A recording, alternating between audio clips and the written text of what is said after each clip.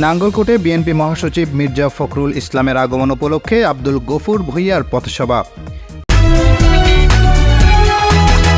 দেশ বাংলা নিউজ 24, সময়ের সাথে তারুণ্যের পথে। আগামীকাল শনিবার কুমিল্লার নাঙ্গলকোটে আসছে বাংলাদেশ জাতীয়তাবাদী দল বিএনপির মহাসচিব মির্জা ফখরুল ইসলাম আলমগীর। তার আগমন উপলক্ষে আয়োজিত নাঙ্গলকোট আরিফুর রহমান সরকারি উচ্চ বিদ্যালয় মাঠের জনসভা সফল করতে উপজেলার শ্রীফুলিয়া বাজারে পথসভা অনুষ্ঠিত হয়। নাঙ্গলকোট উপজেলা ছাত্রদল সাবেক যুগ্ম সাধারণ সম্পাদক, কুমিল্লা দক্ষিণ জেলা যুবদল সাবেক যুগ্ম সম্পাদক ও ঢাকাস্থ নাঙ্গলকোট উপজেলা যুব ঐক্য সাধারণ সম্পাদক ফয়েজ আহমেদের আমন্ত্রণে পথসভায় প্রধান অতিথির বক্তব্য রাখেন সাবেক সংসদ সদস্য আব্দুল গফুর ভূঁইয়া। পথসভায় সভাপতিত্ব করেন পেরিয়া ইউনিয়ন পরিষদ সাবেক chairman ABM Abul Kashem. Periya union স্বেচ্ছাসেবক দল সদস্য ও সচিব মাহফুজ আলম সর্দারের সঞ্চালনায় পথসভায় বক্তব্য রাখেন পেরিয়া ইউনিয়ন বিএনপি নেতা মিজানুর রহমান। এ সময় উপস্থিত ছিলেন সাবেক ছাত্রনেতা মোশাররফ হোসেন খান, উপজেলা স্বেচ্ছাসেবক দল যুগ্ম আহ্বায়ক ইসরাফিল খান, বিএনপি নেতা আবুল বাশার, ইয়াসিন মজুমদার সহ বিএনপি ও সহযোগী অঙ্গ সংগঠনের নেতৃবৃন্দ। আমরা নাঙ্গলকোটের যে নেতা পাইছি, আমরা এই নেতার সাথে আজকে দীর্ঘদিন থেকে কাজ করে যাচ্ছি। আমাদের প্রিয় নেতা আলহাজ আব্দুল গফুর ভূঁইয়া, উনি একজন ভালো মানুষ, আমাদেরকে সবসময় আমাদেরকে ছায়া দিয়ে রাখছেন। ওনার একটি প্রোগ্রাম আগামী দিন মহাসচিব আসছে, আমাদের অনেক আশা ভরসা। কালকে দিনের জন্য আমরা ফেরিয়া শ্রীফুলিয়া মাধবপুর এই এলাকাটা আমরা হলো নাঙ্গলকোটের কাছাকাছি এরিয়া।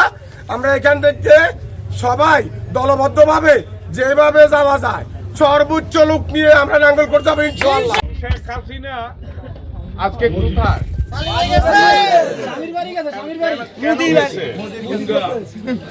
আমরা ভারত আমাদের পার্শ্ববর্তী দেশ, আমাদের সাথে দ্বিপক্ষীয় সম্পর্ক, বন্ধুত্বপূর্ণ সম্পর্ক। আর তারা বলে যে আমাদের সাথে শেখ হাসিনার পররাষ্ট্রমন্ত্রী আব্দুল মনমুইন বলে যে আমাদের সাথে স্বামী স্ত্রীর সম্পর্ক। শেখ হাসিনা এখন কোথায় আছে? মোদির কাছে আছে। মোদি হলো শেখ হাসিনার স্বামী। মোদি কিন্তু এক দিলে দুই বাকি পাইছে, প্রিয় পাইছে, শালীও পাইছে। আমরা আশা করব আমাদের নেতা কর্মীদেরকে আমি হুঁশিয়ার করে বলছি, আওয়ামী লীগ খারাপ করছে, এই জন্য তাদের পরিণতি খারাপ হয়েছে। আমরা ওয়াদা করে আমরা ভালো মানুষ হব, আমরা সৎ পথে চলবো, আমরা আওয়ামী লীগের মতো সন্ত্রাসী হব না, কাজ করব না।